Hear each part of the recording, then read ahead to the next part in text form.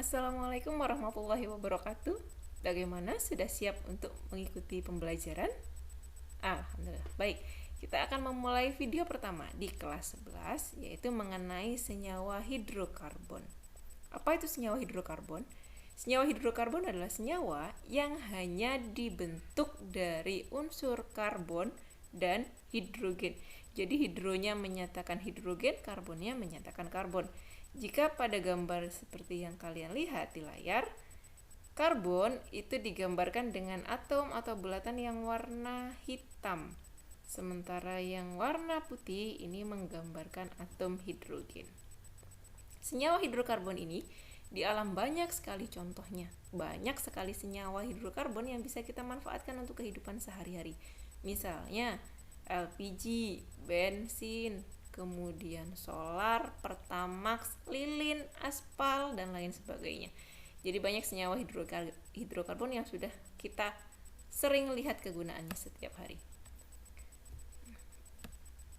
Bagaimana untuk mengidentifikasi senyawa itu termasuk senyawa karbon atau senyawa hidrokarbon?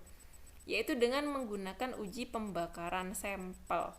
Contoh sampelnya, contoh zat yang akan kita uji diletakkan di dalam tabung reaksi seperti pada gambar, kemudian dipanaskan dengan pembakar Bunsen.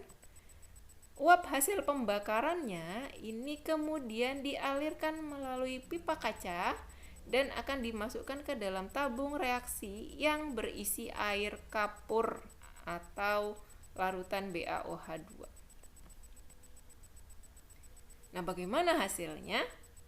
Jika senyawa tersebut termasuk senyawa karbon, senyawa yang mengandung C, maka hasil dari pembakarannya akan membuat air kapurnya menjadi keruh. Hingga kalau di sini di contoh tadi, air kapur di sini yang semula warnanya jernih kemudian menjadi keruh, maka menandakan bahwa ada CO2 yang terbentuk. Jika ada CO2 yang terbentuk, pasti di senyawa ini ada unsur karbonnya. Jadi kesimpulan akhirnya adalah jika unsur itu atau jika suatu zat itu mengandung karbon, kemudian dibakar, maka karbonnya akan membentuk CO2 yang akan menyebabkan air kapurnya menjadi keruh.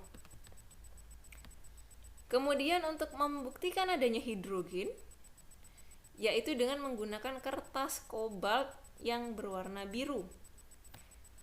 Jika kertas kobaltnya berwarna biru tadi kemudian berubah menjadi pink atau merah muda, maka kesimpulannya bahwa ada H2O di dalam senyawa tersebut. Contoh yang tadi, jika hasil pembakaran ini ketika dibakar, gasnya akan masuk melalui pipa kaca jatuh di sini. Tapi ada sebagian gas yang akan menempel di dinding-dinding tabung yang di sini.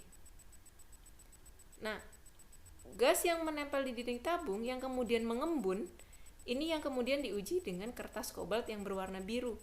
Jika kertas kobaltnya berwarna biru tadi berubah jadi pink, maka kesimpulannya ada H2O-nya atau ada hidrogennya. Oke, saya ulangi bahwa untuk mengidentifikasi karbon yaitu dengan melihat air kapur di sini menjadi keruh atau tidak. Kemudian untuk mengidentifikasi adanya hidrogen dengan melihat apakah kertas kobaltnya berubah warna dari biru menjadi merah muda. Begitu caranya. Nah, sumber senyawa karbon diantaranya ada tumbuhan dan hewan, ada batu bara, gas alam, dan minyak bumi. Nah, kita belajar tadi judulnya adalah senyawa hidrokarbon. Jadi pemegang peran utama dalam senyawa ini adalah atom karbon. Atom karbon itu lambangnya C besar dengan nomor massa 12, nomor atomnya 6. Konfigurasi elektronnya dapat dituliskan 1s2, 2s2, 2p2. C ini berada pada periode 2 dan di golongan 4A karena dia memiliki 4 elektron valensi. Nah, ternyata atom karbon ini termasuk atom yang istimewa. Kenapa istimewa? Yang pertama, karbon ini memiliki 4 elektron valensi. Jika karbon ini punya 4 elektron valensi, maka akan ada 4 elektron yang dapat berikatan dengan atom-atom yang lain. Entah itu berikatan dengan karbon yang lain, berikatan dengan hidrogen, atau atom-atom yang lain. Jadi nanti total karbon ini akan punya 4 ikatan. Nah, ikatan yang dibentuk oleh karbon ini adalah ikatan kovalen. Jadi dia tidak melepas elektron ataupun menangkap elektron, tapi akan berikatan kovalen, yaitu menggunakan bersama pasangan elektronnya. Jadi keistimewaan karbon yang pertama, karbon memiliki 4 elektron valensi yang dapat digunakan untuk berikatan kovalen dengan atom-atom yang lain. Keistimewaan yang kedua adalah atom karbon ukurannya relatif kecil, karena dia hanya punya 2 kulit, ada di periode 2. Kemudian keistimewaan yang ketiga adalah atom karbon dapat membentuk rantai karbon.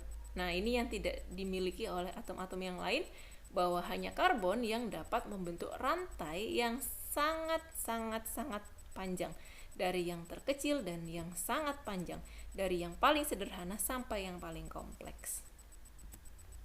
Nah, jenis-jenis rantai karbon seperti yang digambarkan, berbagai macam bentuk ikatan senyawa karbon di alam. Ada yang ikatannya hanya tunggal saja seperti ini. Jadi antara C dan C ikatannya cuma satu, tunggal. Ada yang ikatannya rangkap seperti ini, rangkap 2. Ada yang ikatannya rangkap 3. Ada yang melingkar. Dan ada yang membentuk ikatan unik seperti ini, rangkap tunggal, rangkap tunggal, rangkap tunggal. Kita menyebutnya senyawanya benzena. Jadi itu hanya beberapa contoh dari ikatan senyawa karbon. Penggolongan hidrokarbon berdasarkan ikatannya. Nah, berdasarkan ikatan, hidrokarbon itu dibagi menjadi hidrokarbon yang jenuh dan tak jenuh. Hidrokarbon yang jenuh ini adalah golongan alkana. Sementara hidrokarbon yang tidak jenuh atau tak jenuh adalah golongan alkena dan alkuna. Oke, kita bahas satu-satu dari alkana, alkena, dan alkuna. Yang pertama adalah alkana. Alkana ini merupakan senyawa hidrokarbon yang jenuh. Kenapa jenuh? Karena ikatannya semuanya sendirian, ikatannya semuanya tunggal. Jadi ciri khas dari senyawa alkana ini adalah ikatannya yang tunggal. Rumus umum untuk alkana adalah CnH2n plus 2. CnH2n plus 2. Oke. Coba kita lihat kalau ini dibuat contoh. CnH2n plus 2. Jika C-nya ada 5, maka hidrogennya adalah 2 dikalikan 5, 10 ditambah 2. 2 kali 5, 10 ditambah 2 hasilnya 12, maka C5H12. Begitu cara menghitung deret homolog dari alkana. Jadi jika jumlah C-nya sebanyak N, maka jumlah hidrogennya sebanyak 2N ditambah 2. Alkana ini merupakan deret homolog. Jadi kita bilang alkana itu adalah deret homolog alkana. Alkena juga adalah deret homolog, alkuna juga adalah deret homolog. Apa yang dimaksud dengan deret homolog? Untuk alkana, deret homolog itu artinya punya sifat kimia yang mirip. Jadi alkana 1, alkana 2, alkana 3, dan lain sebagainya sifatnya mirip. 2, rumus umumnya sama. Jadi rumus umumnya sama-sama seperti ini untuk alkana. Maka disebutnya sebagai deret homolog. Yang ketiga, perbedaan MR-nya, perbedaan massa molekul relatifnya antara dua suku yang berurutan sebesar 14. Kemudian sifat deret homolog berikutnya adalah semakin panjang rantai karbon, maka titik didihnya semakin tinggi. Nah, kita lihat ini deret homolog dari alkana. Jadi yang dimaksud dengan deret homolog tadi adalah suatu kelompok senyawa karbon dengan rumus umum yang sama dan sifat yang mirip. Di tabel diberikan contoh alkana dengan jumlah C1 sampai 10, 11, 12, 14, 18, dan 20. Jika kalian uji rumus umum dari contoh di tabel ini, maka semuanya akan punya rumus CnH2n ditambah 2 sesuai dengan rumus umum pada alkana. Baik, kita baca. Kita coba baca nama-nama senyawa alkana yang ada di tabel. Umumnya alkana yang paling sering akan kita pakai adalah alkana dengan jumlah C1 sampai 10. Jadi alkana dengan rantai yang masih pendek. Dari atas, jika C-nya 1 namanya adalah metana, jika C-nya 2 adalah etana, C3 adalah propana, C4 adalah butana, C5 adalah pentana, C6 heksana, C7 heptana, C8 oktana, C9 nonana, C10 dekana, C11 undekana, C12 dodekana, C14 tetradekana, C18 oktadekana, dan C20 adalah eikosana. Jadi tabel ini sudah memuat nama, titik lebur, titik didih, massa jenis, serta wujud dari alkana-alkana yang dicontohkan. Bagaimana cara memberi nama alkana? Karena alkana ini punya rantai yang sangat panjang dengan variasi yang sangat banyak, maka alkana-alkana tersebut harus kita beri nama sebagai identitas. Cara memberi namanya yang pertama adalah dengan memilih rantai induk. Rantai induk ini adalah rantai yang paling panjang.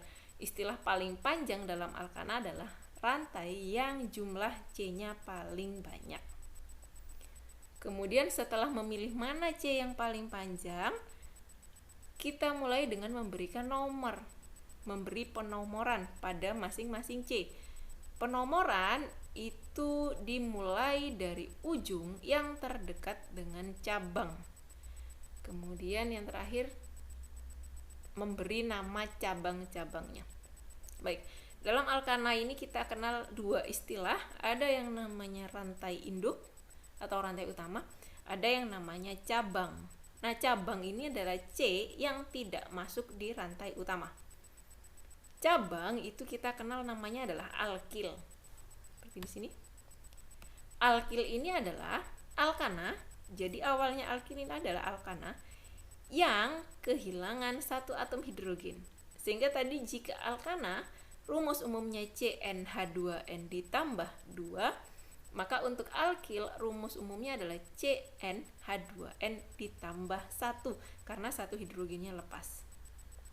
Untuk nama-nama alkil kalian bisa cari di literatur bagaimana bentuk dan nama dari alkilnya. Yang jelas alkil ini pada alkana akan menjadi cabang.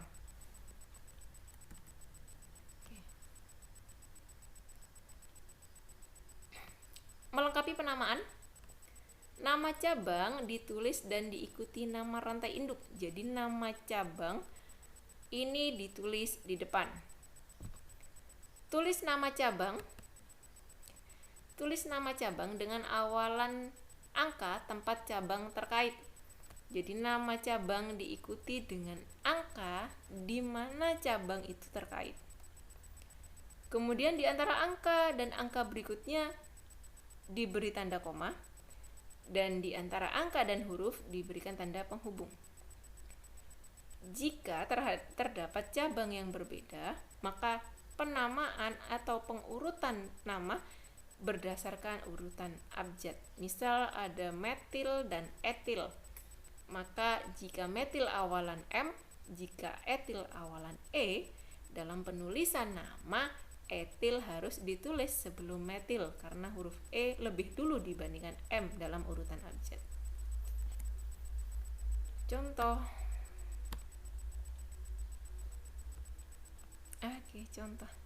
Contoh penamaan alkana. Baik, saya punya alkana seperti pada contoh. Cara memilih rantai utama itu adalah dengan memilih dua ujung. Kemudian kita hitung ujung mana yang rantai C-nya paling panjang. Misal contohnya, jika kita pilih ujung kiri dan ujung kanan, maka dari kiri ke kanan jalan yang kita lewati adalah 1, 2, 3, 4, 5, 6. Ada 6C jika kita memilih ujung kiri dan kanan. Jika kita memilih ujung kiri dan bawah, maka yang kita lewati adalah 1, 2, 3, 4, 5. Jadi kalau tadi ke samping ada 6C, jika berbelok ke bawah ada 5C. Jika dari ujung bawah sampai ke ujung kanan ada 1, 2, 3, 4, 5, 6, juga ada 6C. Maka kita pilih yang rantainya paling panjang, yaitu rantai 6. Nah, rantai 6 kemungkinannya adalah yang lurus dan yang dari bawah. Kita pilih yang lurus karena jika rantainya lurus, maka cabangnya adalah 1, 2, 3, 4. Jika berbelok, cabangnya adalah 1 cabang dan 2. Kita pilih yang cabangnya nanti hasilnya paling banyak. Jadi 1, 2, 3, 4, 5, 6. Kita pilih rantainya yang lurus, 6 atom C. Yang berwarna abu-abu ini adalah rantai utama. Nah, di luar kotak warna abu-abu, maka ini dianggap sebagai cabang atau alkil. CH3 namanya metil, CH3 namanya metil, CH3 namanya metil, dan ini CH2CH3 namanya adalah etil. Setelah memberi nama cabang, maka kita beri nomor rantai utama. Rantai utama yang warnanya abu-abu.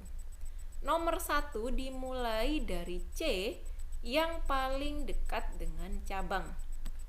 Jika kita mulai nomor 1 dari sebelah kiri, maka di nomor 2 kita akan bertemu dengan 2 cabang. Jika nomor 1 kita mulai dari sebelah kanan, maka di nomor 2 kita hanya bertemu dengan 1 cabang. Maka kita pilih nomor 1-nya dari ujung sebelah kiri. C ini nomor 1, 2, 3, 4, 5, 6. Jadi metil ini terikat di C nomor 2, metil ini di nomor 2, etil di nomor 3, metil di nomor 5. Sehingga penulisan nama tadi harus berdasarkan abjad, maka etil yang ditulis lebih dahulu. Etil di nomor 3, metilnya ada 3 metil. Di nomor 2, atas bawah, di nomor 5, 1. Jadi menulisnya 2,2,5 trimetil heksana. Alkena. Untuk alkena ini adalah senyawa hidrokarbon yang tak jenuh. Tadi kenapa jenuh? Karena ikatannya adalah ikatan tunggal. Nah, kalau tak jenuh, maka ikatannya tidak lagi tunggal, tapi ikatannya adalah rangkap. Untuk alkena, ikatannya adalah ikatan rangkap 2. Seperti pada gambar, antara C dan C, dalam rantai alkena minimal ada 1 ikatan rangkap 2. Jadi tidak harus semuanya ikatannya adalah rangkap 2, tapi minimal ada 1 C dan C yang ada ikatan rangkap 2-nya. Rumus umumnya adalah CnH2n. Jumlah hidrogen itu 2 kali jumlah C-nya. Jadi jumlah hidrogen 2 kali lebih banyak dibandingkan C-nya. Baik, contoh senyawanya seperti yang digambar. Jadi ada C dan C yang rangkap, kemudian ini ada 3C yang rangkap hanya C sebelah sini. Ini ada 4C yang rangkap hanya C sebelah sini. Tata nama alkena. Saya pindah dulu kameranya. Oke. Tata nama alkena. Yang pertama adalah hampir sama dengan pemberian nama alkana. Bedanya adalah akhirannya tidak lagi ana, tapi akhirannya ena. karena dia golongan alkena. Kemudian yang berbeda adalah prioritas penomoran. Jika pada alkana nomor dimulai dari ujung paling dekat dengan cabang, jika alkena maka nomor 1 dimulai dari ujung yang paling dekat dengan ikatan rangkap. Jadi urutan penamaannya memilih rantai induk sama, memberikan penomoran dengan orientasi nomor 1 lebih dekat dengan rantai ikatan rangkap, kemudian memberikan nama cabang, memberikan penamaan. Posisi ikatan rangkap ditunjukkan dengan awalan angka, yaitu dari atom karbon berikatan rangkap yang paling dekat dengan ujung atau nomor terkecilnya. Oke, contohnya.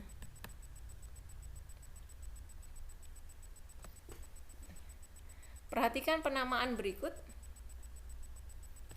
Ada senyawa alkena dengan 4C 1, 2, 3, 4 dengan posisi ikatan rangkapnya di sebelah sini.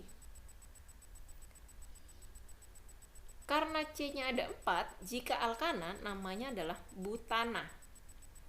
Karena ini ada ikatan rangkapnya, maka akhiran ananya diganti dengan ena, maka menjadi butena. Karena ini ada di awal ikatan rangkapnya, maka ditulisnya adalah normal butena, atau ada yang menulisnya 1 butena. Jika ikatan rangkap ini pindah ke sebelah sini, maka akan menjadi seperti ini contohnya. Maka namanya akan menjadi 2 butena, karena ini C nomor 1, ini C nomor 2, sehingga ditulisnya menjadi 2 butena. Nah, kalau rantainya lebih kompleks,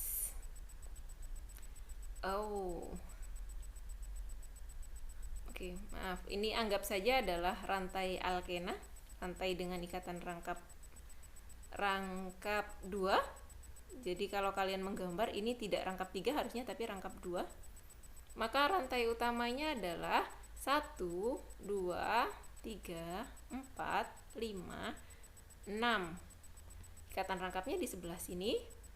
Cabangnya ada metil di nomor 3, nomor 4 ada metil, di nomor 3 ada etil, sehingga penulisan namanya adalah 3 etil, etilnya di nomor 3, metil ada 2 di nomor 3 dan nomor 4, maka ditulisnya 3,4 dimetil, kemudian ikatan rangkapnya ada di nomor 1 heksena, sehingga nama alkena seperti contoh ini adalah 3 etil 3,4 dimetil 1 heksena.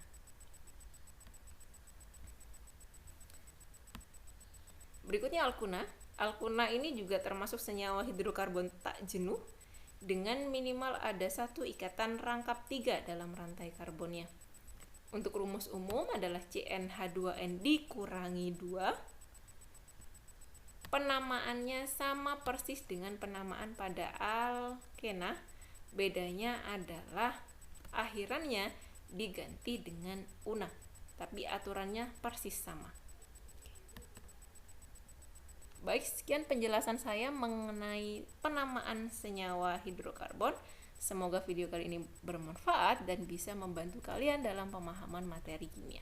Terima kasih. Assalamualaikum warahmatullahi wabarakatuh.